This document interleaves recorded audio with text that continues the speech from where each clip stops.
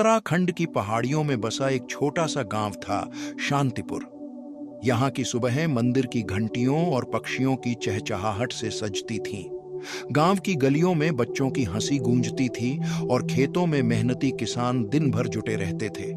इसी गांव में रहता था 8 साल का शौर्य। वह बाकी बच्चों से अलग था, कम बोलता, ज्यादा सोचता। उसकी आंखों में हमेशा एक सवाल होता और मन में एक खोज। शौर्य का मन किताबों में नहीं, लोगों की बातों में लगता था। वह हर चीज को ध्यान से देखता, समझता और फिर चुपचाप सोचता। शौर्य के पिता सुरेश गांव के स्कूल में अध्यापक थे, गंभीर, ईमानदार और आदर्शवादी। माँ मीरा घर संभालती थीं, पूजा पाठ में विश्वास रखती थीं और शौर्य को नैतिकता की बातें सिखाती थीं।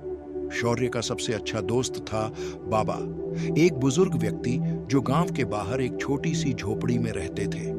बाबा जड़ी बूटियों के ज्ञाता थे और गांव वाले उन्हें सम्मान से देखते थे।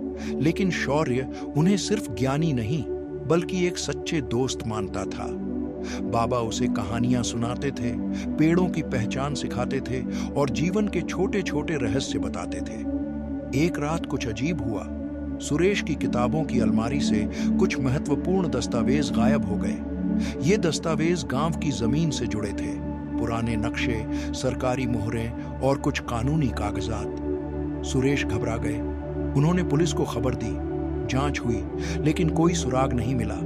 गांव में हलचल मच गई। कुछ लोग कहने लगे कि यह किसी बाहरी आदमी की साजिश है। सुरेश परेशान थे, मीरा चिंतित थी और शौर्य चुपचाप सब देख रहा था। उसी दौरान बाबा का व्यवहार बदलने लगा। उनकी झोपड़ी, जो हमेशा खुली रहती थी, अब बंद रहती थी। वे गांव वालों से कम मिलते थे। शौर्य को यह बदलाव खटकता था। उसने बाबा से मिलने की कोशिश की, लेकिन बाबा ने उसे टाल दिया। एक रात शौर्य ने देखा कि कोई व्यक्ति बाबा की झोपड़ी से निकल रहा है। उसके हाथ में कुछ कागज थे। वह चेहरा नहीं देख पाया, लेकिन चाल और कपड़ों को नोट कर लिया। शौर्य ने अपने पिता को सब कुछ बताया, लेकिन सुरेश ने उसे बच्चा समझकर गंभीरता से नहीं लिया। तुम्हें भ्रम हुआ होगा, उन्होंने कहा।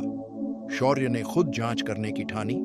उसने दिन में बाबा की झोपड़ी के पास जाकर आसपास की जमीन की जांच की और रात को मंदिर के पीछे छिपकर निगरानी करने लगा।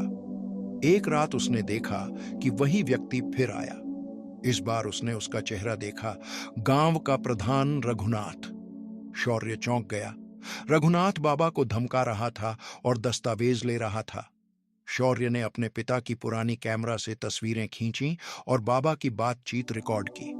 उसने देखा कि बाबा डर के मारे कुछ नहीं कह पा रहे थे। अगली सुबह शौर्य ने अपने पिता को सबूत दिए। सुरेश हैरान रह गए।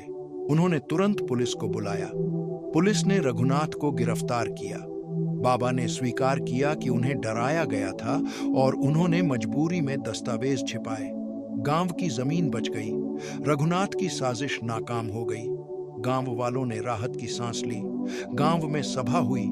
शौर्य को मंच पर बुलाया गया। प्रधानाचार्य ने कहा, शौर्य ने साबित कर दिया कि साहस उम्र नहीं देखता। उसने गांव को बचाया।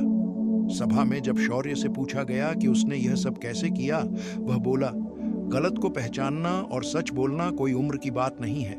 अगर हम चुप रहें तो गलत लोग जीत जाएंगे। बाबा ने उसकी पीठ थपथपाई और कहा, तू मेरा असली उत्तराधिकारी है बेटा। गांव के बच्चे शौर्य को अपना आदर्श मानने लगे। स्कूल में उसकी कहानी पढ़ाई जाने लगी। सुरेश और मीरा की आंखों में गर्व के आंसू थे। साहस, ईमानदारी और सतर्कता उम्र की मोहताज नहीं होती। कभी कभी एक छोटे बच्चे की बात बड़े बड़ों की आंखें खोल देती है।